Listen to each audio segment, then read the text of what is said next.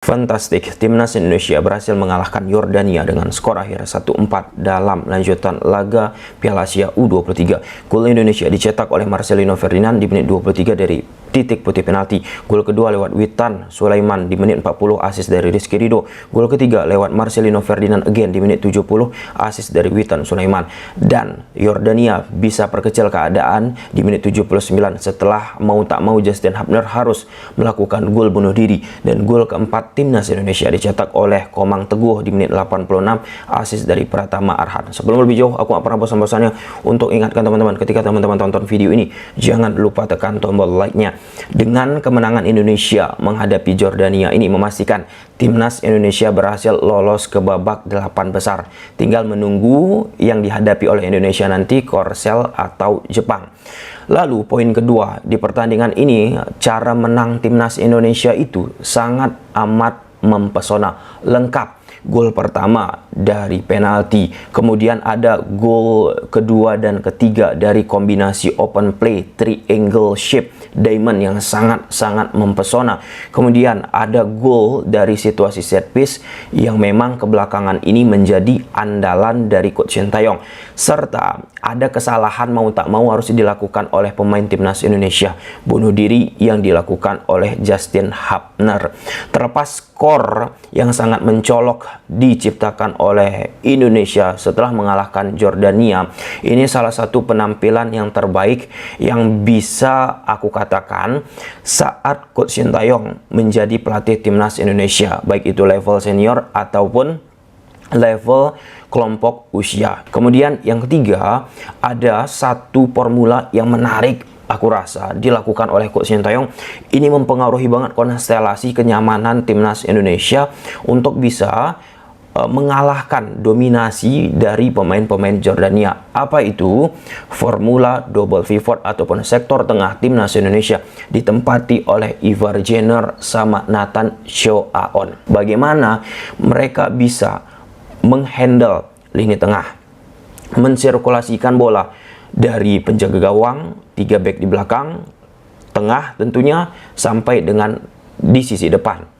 Kemudian bagaimana mereka bisa menjaga pertahanan sebagai tembok sebelum menghadapi 5 pemain belakang timnas Indonesia.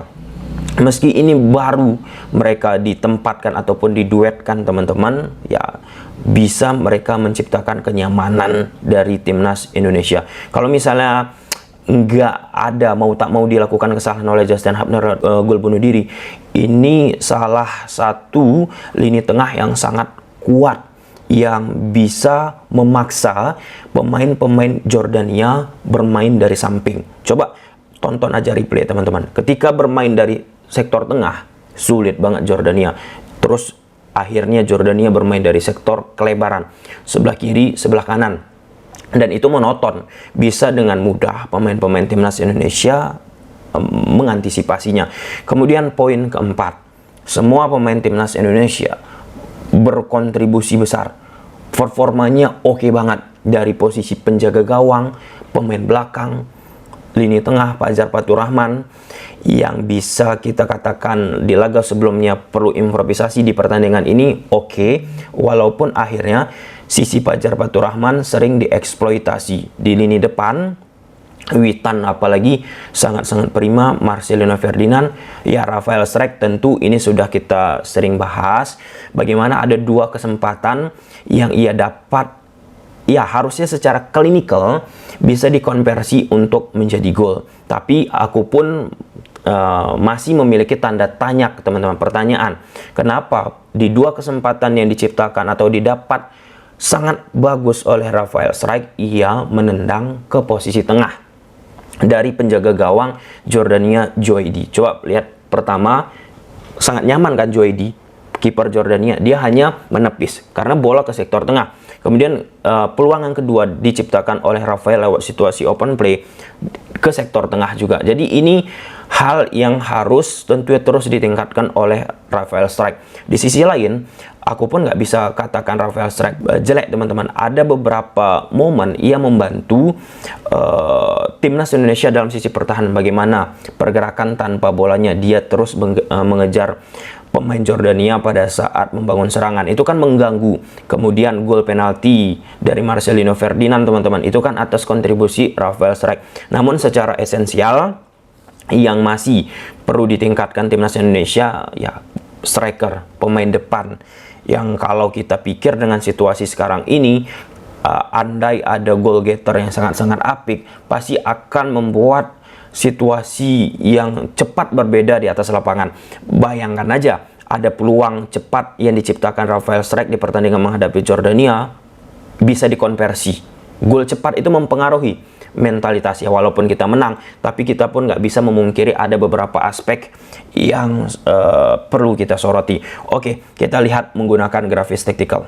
Di atas kertas, Jordania gunakan pola 1-4-2-3-1. 1-4-2-3-1 ini pun bisa bertransformasi tentu ya menjadi 1-4-3-3. Di belakang ada Joedi, 4 back, Abu Sanab, Avaneh, Arafat, James. Kemudian double pivot Maharma, 2 Fat. Lalu sayap kiri Al-Hadj, Darwish, di belakang Kalboine, kemudian sayap kanan ada Abu Taha. Lalu selanjutnya timnas Indonesia bersama Coach Sintayong gunakan formasi andalan 1-3-4-3 ataupun 1-3-4-2-1. Hernando bermain afik, beberapa kali ia berhasil amankan bola. Kemudian 3 back Ferrari, Rizky Ridho, Hapner tampil solid, teman-teman, meskipun sekali lagi Hapner mau tak mau harus melakukan gol bunuh diri. Kemudian di sektor tengah, Ivar Jenner sama Nathan Joaon, yang sudah kita bahas tadi, teman-teman, bagaimana mereka bisa memberikan keseimbangan di sektor tengah bagi timnas Indonesia. Ini keren banget. Mereka bisa mensirkulasikan bola, ada space, mereka bisa dengan nyaman mengontrol bola. Itu gila. Jarang aku menyaksikan permainan timnas Indonesia seperti itu di sektor tengah. Kemudian di wingback kanan ada Fajar Faturrahman, di wingback kiri ada Arhan. Untuk overall, Fajar Faturrahman sisi yang paling sering dieksploitasi, teman-teman. Apalagi memang Al-Hadj nomor 7 ini, serta beberapa kali switch play dilakukan antara Al-Hadj sama Abu Taha, tetap posisi Fajar menjadi titik yang kerap dicecar. Ini pun bukan laga pertama bagi Fajar. Ia dicecar terus-menerus. Menghadapi Australia, Fajar Faturrahman terus dicecar. Untuk sektor Arhan sangat-sangat prima. Kemudian di lini depan ada Witan Sulaiman, Marcelino Ferdinand membantu pergerakan dari Rafael Strijk. Nah, pada fase attacking, shape dari Jordania ini akan berubah menjadi 2-3-2-3 ataupun 2-1-7, teman-teman. Seperti apa skemanya Bang Tom? Fajar akan turun bertahan tentunya, membantu Ferrari, Rizky Ridho, Hapner. Arhan akan turun, Marcelino akan turun, Witan akan turun, membantu Ivar serta Nathan. Rafael akan turun. Oke, posisi dari James ataupun pemain fullback kanan Jordania akan bergerak naik ke depan. Istilah teknisnya spread out, teman-teman. Kemudian ini akan spread out, melebar. Kalau kita membangun serangan itu berusaha kita melebar selebar-lebarnya. Kalau kita bertahan harus menyempit sesempit-sempitnya. Kemudian Arafat akan bergerak ke depan, Avaneh akan bergerak ke depan. Oke, 2 Fat ini akan bergeser ia ke depan. Darwish yang menjaga sisi kelebaran Al-Hadj. Oke. Nah, skema yang dimainkan oleh Jordania ini pun 2-1-7 bisa berubah menjadi 3-0 seperti ini, 3-0-7, karena Maharma Al-Ahon ia kerap turun untuk membantu 2 CB dari Jordania untuk mendistribusikan bola. Istilah teknisnya ini kan Salida Lavolviana. Nah, dengan 3-0-7 di sektor tengah dari Jordania ini sering muncul kekosongan, sehingga harus turun jauh Darwish ataupun 2 Fat bertukaran untuk menyambungkan antara lini belakang, lini tengah sampai dengan lini depan. Apalagi dengan ditempati oleh Ivar Jenner serta Nathan, sangat sulit akhirnya Maharma untuk mengalirkan bola. Plus lagi Rafael Strijk yang lasak, yang ribut dalam tanda petik, permainan yang mengganggu aliran bola dari Jordania, membuat semakin susah mereka masuk dari sektor tengah. Jadi mau nggak mau membuat Jordania bermain dari samping. Bermain dari samping kombinasi mereka lakukan ataupun memanfaatkan individu, serta ujungnya nanti, outputnya nanti teman-teman, bagaimana mereka melakukan crossing. Crossing yang dilakukan pun kerap gagal. Kenapa? Karena center back yang dimiliki oleh timnas Indonesia, Ferrari, Rizky Ridho, Hapner, dari sisi duel udara sangat-sangat apik, sehingga berbagai upaya yang dilakukan oleh Jordania yang sangat dominan suka melakukan crossing bisa terbendung. Kemudian dari sektor kanan pun nggak begitu kuat sih. Dari sektor kanan Jordania, mereka melakukan hal yang sama seperti di sektor kiri, melakukan crossing ataupun kok tusukan 1-2 sentuhan teman-teman, yang ujung nanti mereka nggak berani masuk ke final third. Nah, ada satu case akhirnya ketika mereka sulit masuk dari sektor tengah, masuk ke daerah pertahanan kotak penalti timnas Indonesia, mereka melakukan tendangan dari luar kotak penalti ada 2-3 kali teman-teman. Itu pun berbuah jong, bisa dipatahkan, bisa diblok oleh pemain-pemain timnas Indonesia. Oke, kemudian Jordania ketika bertahan gunakan pola 1-4-4-2. 1-4-4-2 ini pun bisa menjadi 1-4-2-3-1. Kita ubah kembali. Darwish, Al-Hajj, Abu Taha. Nah, seperti ini. Yap. Marcelino akan bergerak, Rafael akan bergerak ke depan, Witan akan bergerak. Witan sama Marcelino ini yang bergerak di koridor half space. Inilah yang membedakan pola yang dimainkan oleh Coach Sintayong, taktikal yang dimiliki oleh Coach Sintayong.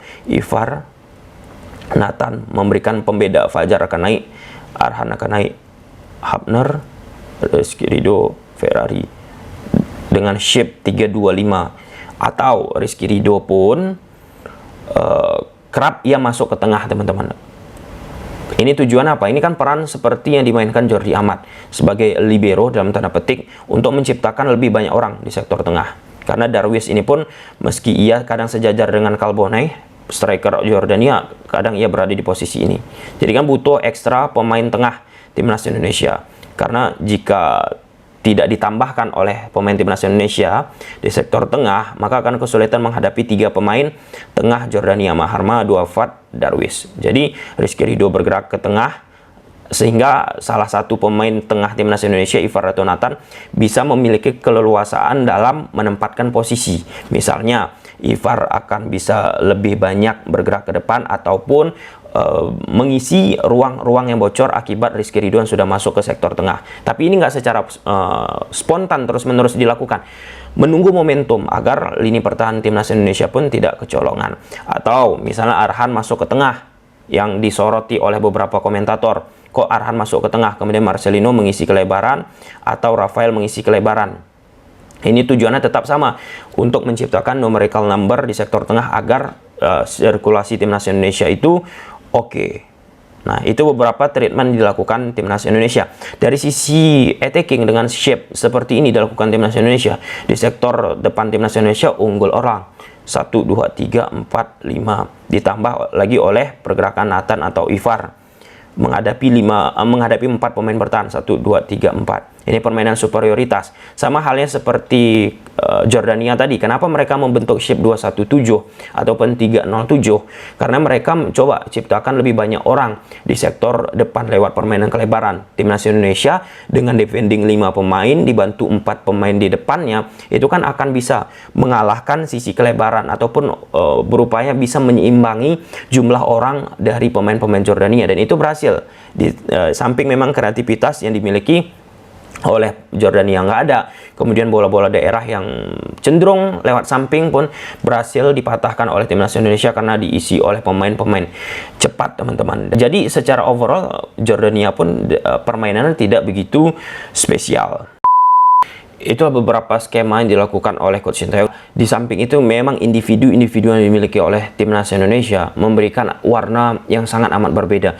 Jomplang banget dengan pemain-pemain Jordania. Bagaimana kita bisa dengan nyaman memainkan bola dari sektor tengah itu loh. Membuat stretch, renggang pemain-pemain bertahan yang dimiliki oleh Jordania. Ini kan sesuatu yang jarang, sesuatu yang langka kita menyaksikan timnas Indonesia. Tapi di sisi itu terus timnas Indonesia harus berimprovisasi beberapa kekurangan, khususnya dari sektor kanan yang dimiliki oleh timnas Indonesia pada saat bertahan, terus dipompa. Ivar Nathan yang berada di sektor tengah akhirnya membuat Marcelino pun nyaman dalam melakukan attacking. Witan Sulaiman angkat topi, aku ini salah satu penampilan terbaiknya teman-teman, nggak bisa aku bohong. Oke, coba silahkan tulis komentar gimana menurut teman-teman. Bye.